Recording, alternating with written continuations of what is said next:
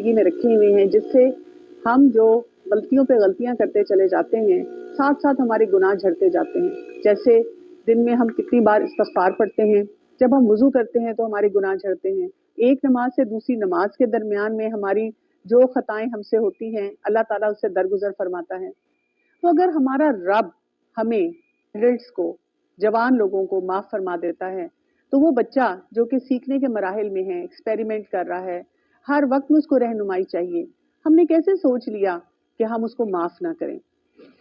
असल बात यह है कि बच्चे को जो माफ़ करने का सिलसिला है, उसमें हम कुछ पहलू समझें।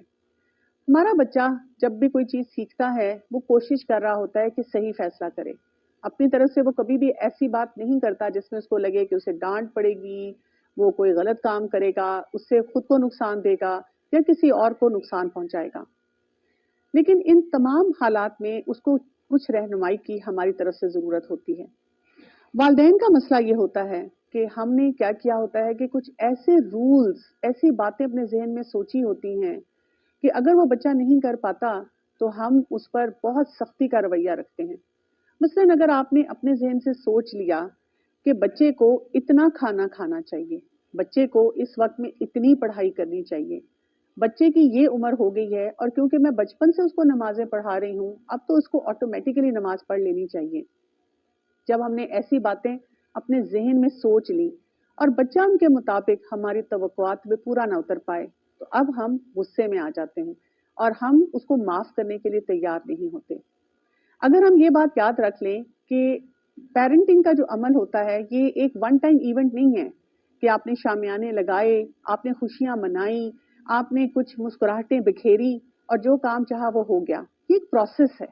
यानी इसका मतलब ये है कि सारी जिंदगी हर स्टेज पे हमने कुछ ना कुछ करना है।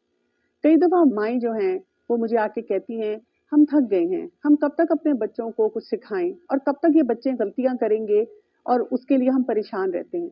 अगर आप अपने आप को मेंटली तैयार कर लें कि बच्चों से गलतियां भी होंगी, हमें अफ़्व दरगुजर से काम लेना है, हमने बहुत ज़्यादा ऐसी बातें परफेक्शन के लेवल पे अपने बच्चे के लिए नहीं सोचनी कि हम भी डिसअपॉइंट हों और बच्चा भी काम ना कर सके। इसको सोचने के साथ साथ अब हमें क्या करना है, ऐसी कहानियां नहीं घड़नी अपने जहन में कि पता नहीं मेरे साथ अब क्या ट्रेजेडी हो गई और मेरा बच्चा जो है वो पता नहीं कौन कौन से गुनाहों में मुलव्वस हुआ है।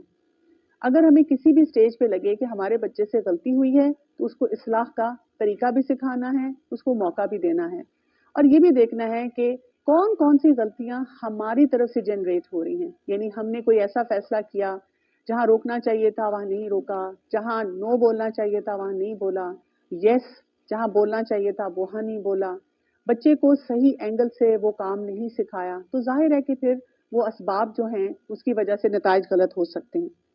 इसके साथ साथ हम हर बात को बहुत पर्सनल लेवल पे ना ले लें। यानी हर वालदा को लगता है कि अगर मेरे बच्चे से गलती हुई है तो शायद वो दुनिया का सबसे बुरा इंसान बन गया है, जबकि आप अक्सर वालिदैन से बात करेंगे तो वो मिलती जुलती कॉमन प्रॉब्लम्स के साथ आपके सामने आएंगे, जिससे आपको एहसास होगा कि कुछ बातें यूनिवर्सल हैं, कुछ गलतियां यूनिवर्सल हैं, उस उम्र के मुताबिक बच्चे करते हैं, हमने सिर्फ उनके हल की तरफ जाना है।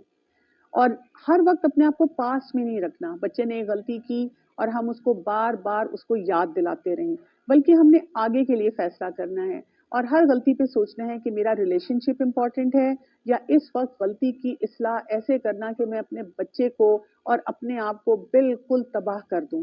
और इसके साथ साथ अगर हम ये फैसला कर लें कि ये बच्चे हमारे लिए सदका जारियां हैं और जब वो कोई गलत काम करेंगे हम उनकी इस्लाह करके उनको वो चीज़ सिखाएंगे जिससे कि वो अल्लाह को भी राजी करें और हमारे लिए भी बहुत सी आसानियां आए।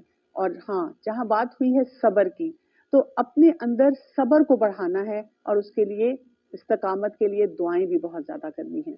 अस्सलामु अलैकुम वरहमतुल्लाहि वबरकातुहू।